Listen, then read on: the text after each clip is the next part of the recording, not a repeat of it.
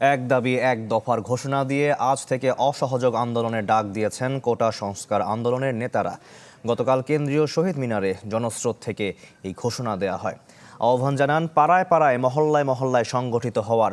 বৈষম্য বিরোধী ছাত্র আন্দোলন থেকে দ্রুতই ছাত্র নাগরিক অভ্যুত্থানের জন্য সর্বস্তরের নাগরিক, ছাত্র সংগঠন ও সব পেশাজীবী মানুষের সঙ্গে মিলে সম্মিলিত মোর্চা ঘোষণা করা হবে।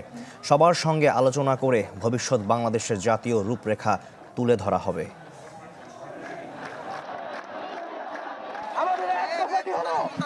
শেখ হাসিনা সহ এই সরকারের পতন এবং ফ্যাসিবাদের ছিল এবং এই সরকারের লুটপাট, গণহত্যা সহ দুর্নীতি সহ সকল কিছুর বিচার নিশ্চিত করা।